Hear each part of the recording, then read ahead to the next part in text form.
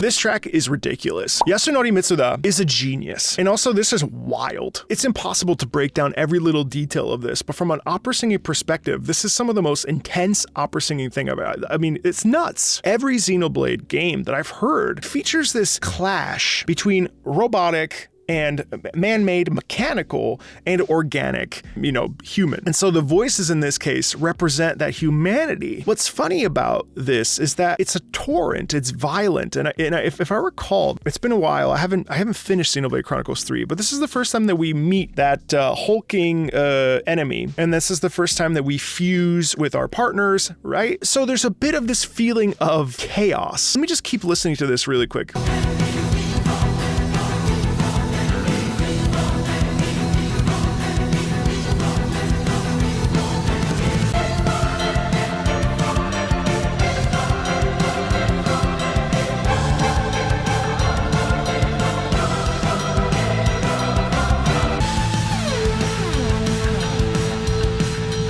So now we're diving into more of the mechanical aspects. What's crazy to me about this piece is that there's a sense of breathlessness, especially when we look at the singing. The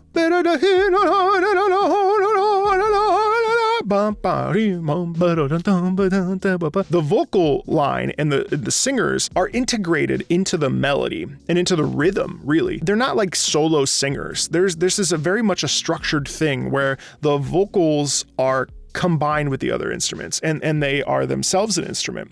And oftentimes vocal singing is usually separated, or it's the solo, or it's the lead, or the music supports the singing. In this case, the singing is integrated into the melody and into the rhythm. The second thing is that this whole thing is fast, obviously, we can hear that, but there's this like, there's a lot of diaphragmatic pulsation down here. When we sing, the ideal circumstances would be that your belly would look like, literally like you have a beach ball, and when you're going up, it's different with the mic, but essentially you would want buoyancy, and you want your belly to be like pulsating. And then when you go up into the upper register, your belly, especially in men, what tends to happen is the belly actually you want to tuck up, and so there's this muscle at the very bottom under the belly, like right below the belly button, that will tuck up. And when you go again with the microphone, you're never going to hear the quality that you would in like a space, but there's this tucking up situation, and it's fascinating. What's interesting is that from an emotional perspective, having it written like this causes this feeling of distress, because we're used to vocal lines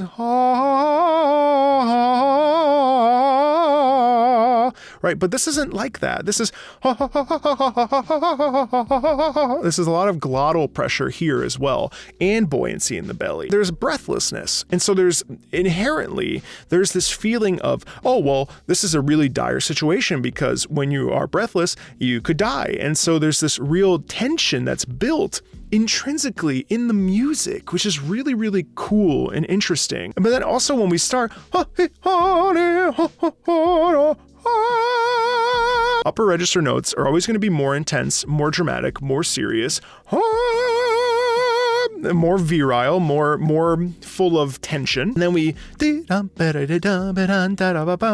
the way that we start with that, that's building tension, that's building fear, that's building concern, that's building worry, that's building danger. And all of that gives us this feeling of immense stress. Then there's this little corner as well where we have the, and that's this like cascading, swirling sensation while the one voice goes down, the sopranos go down, and the altos go up, I believe. And so even there's a clash. So it's very cool.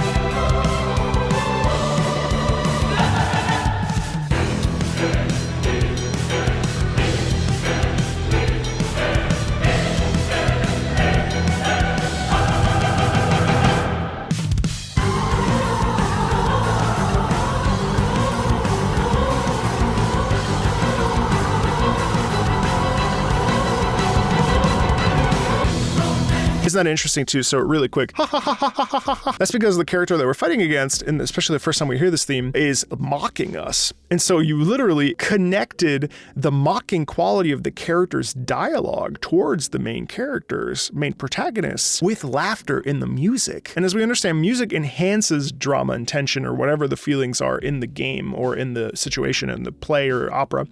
The music enhances that moment so that it's a more emotionally impactful experience for you, the listener. And what's interesting about that is that we literally ingrain the mocking quality in the vocalism, in the music, which is so cool.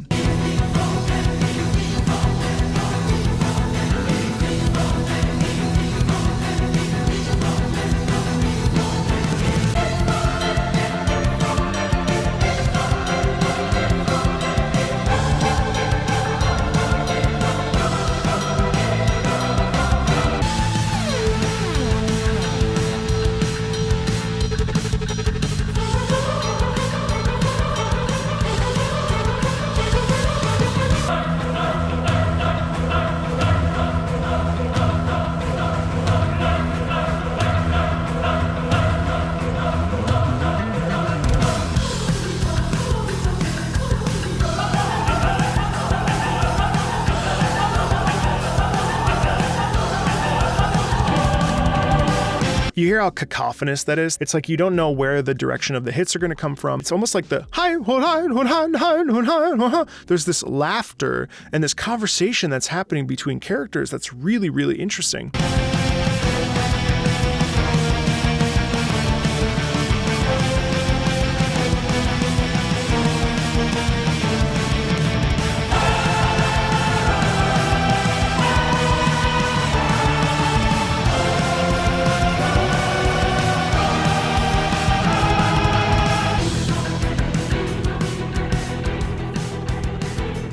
and that's obviously on a loop. So again, I mean, I think like this is such an interesting track, and I love the fact that we're integrating music and we're integrating voices into the music. We're showing characterization, we're showing tension and drama, and frankly, this is a badass piece of music, and that's really all there is to say about it. If you like this sort of stuff, there's lots more Xenoblade Chronicles on the channel. Feel free to like, subscribe, and I'll see you on the next video.